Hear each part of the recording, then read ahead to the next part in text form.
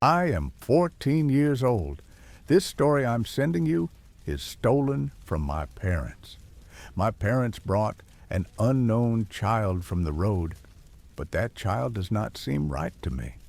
But my family thinks you burn with it. But I don't have any other problem with it. But I'm just telling you what I see. When my parents brought the child, they said, this child was sitting alone on the road and had a high fever. The child is now 9 years old. When I got home, my parents treated me. He recovered after a few days.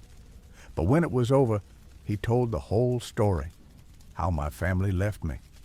He said, my parents are no more in this world. There was only one brother, but he was also forcibly taken away by 4 people a few days ago. My brother didn't want to go, but they forcibly picked him up. We were all shocked and surprised by the story. His stories were very interesting. I was also very upset. My family thought, now he will become our second son and live in this house. I was also much happier. My other brother, who plays with me, has arrived. My parents even gave him a new name, Walid. But I knew it would make me happy. My parents decided, you 2 brothers sleep in the same room? You 2 have a separate room right from today, son? I agreed. Come, let's play together at night and finish our studies together. The first night we slept together was perfect. But when the second night came, my brother Walid's body began to tremble a lot. It seemed to be, it's like he's afraid of sleeping. When I saw that, I was scared. Then I thought, maybe it's getting so cold. I closed the ceiling, but his body was still shaking. Then a terrible sound came out of his mouth. I was young and had never seen anything like this before, so I was terrified. I was terrified all night. What's Wally's problem? When the morning came, Walid got up before me, took a bath, went to his parents' room, woke them up. My mom made dinner for both of us. I lay down on the table because I hadn't slept all night. As I sat at the breakfast table, I first began to look at Walid. Walid was sitting right, as if nothing had happened to him at night. Mother said to me, son, why are you up so late today? Don't you go to school? I told my mother, I'm going to school. I was doing all this, but I was looking at Walid. Why are you staring at me like that? He asked. I said, I see. If you get a school uniform like mine, you'll have fun. Dad said that Walid will go to school with the same clothes today. His uniform will also come tomorrow, son. And something else. I didn't even eat breakfast this morning. When he got up from the table, the mother said, son, finish your breakfast. I said, today I am not very hungry. I picked up my breakfast and said to Walid, come on, it's time for school. Today is our day at school. Now it's evening. Then when night comes, both of us go to sleep. My eyes suddenly opened at 1 o'clock. I see Walid is not in bed. I think at first, maybe I went to the washroom. When 20 minutes have passed, I go to the washroom. See, Walid is not even in the washroom. Now I see Walid inside the whole house. Don't show me Walid. Then I am going to tell all this to my parents in their room. There is a sound from the mansion outside. When I open the door of the house, I see Walid is outside in the Haveli. I go to Walid. Walid, why did you come out so late at night? He doesn't answer, doesn't look back. I say these words 3 times. Finally, I hold Walid's hand, and he was about to speak. What are you doing outside? But when my hand touches his hand, I feel a strong electric shock. I went back to my parents' room. She told her mother everything. When my mother looks out of the window with me, so, there is nothing outside, son. How do you talk? He's not here. He's in his room.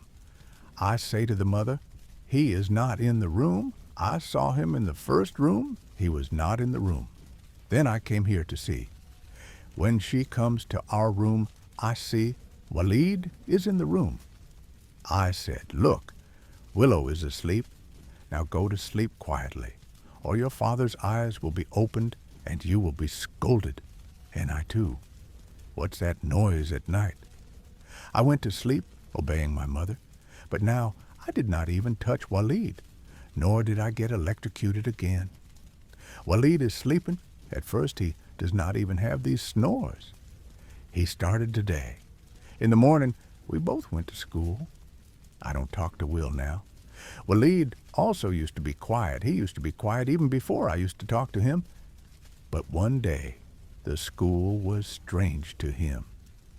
When he left school, the teacher told me, "Your brother was not in class all day today, but his books were lying in the class. What's the problem his? Where is it going to disappear?"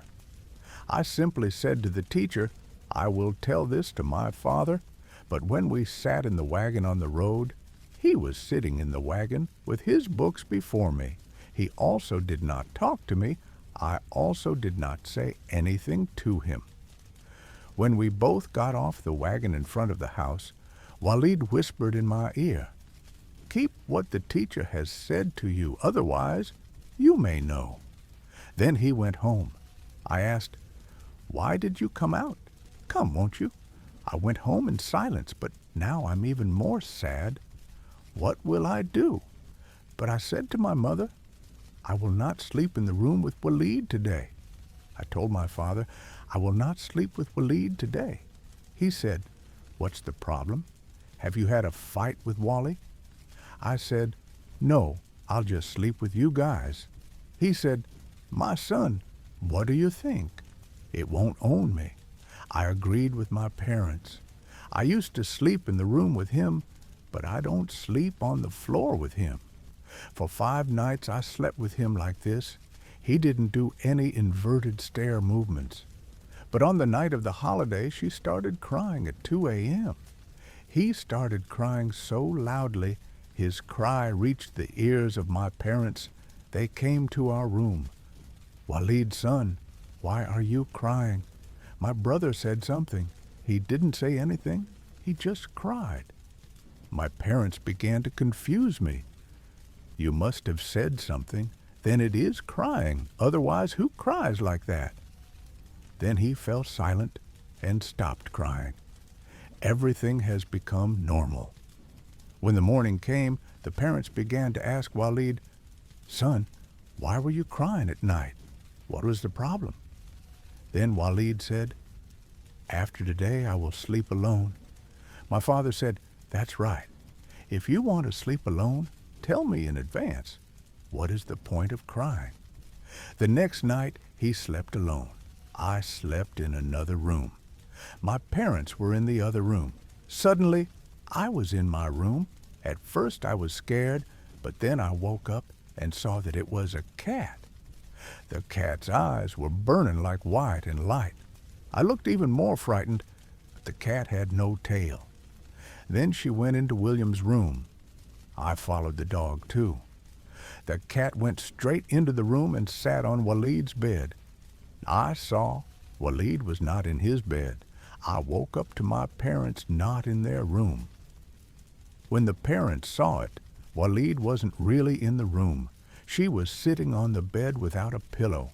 The mother tried to lift the cat to leave the bed, but the cat did not leave the bed. Then my parents started looking for Walid all over the house. Willow was nowhere to be found. My parents were about to go to their room, so when my mother suddenly looks in the room, Walid was sleeping in his place. My mother angrily wakes up Walid. "Where did you go? We looked for you all over the house." Wally was silent. Walid's eyes were burning like a cat's, as if his eyes were shining in the dark. He had eyes like a cat's. My parents were terrified tonight. The parents went to sleep in their room. In the morning, when he started talking to Walid again, Walid still remained silent and went to school. He came back from school today. Then the parents were amazed, saying, "Where do you disappear? Why didn't you go back to school today?" When Mom holds Waleed's hand, Mom gets a strong electric shock like me falling backwards. My father picked up my mother and moved away from Waleed. Then my father called me. Then the guards took him away because his strange events were frightening all of us. Then we went and found peace, but I'm still afraid at night. All these stories that I sent to you, stolen from parents, because they don't want to hear all these memories again. We were friends the night it happened to us. In fact, like the first one, today we passed through its road like before, but on our bike. It's a strange thing. That night, a woman came in front of us, wearing a very old dress.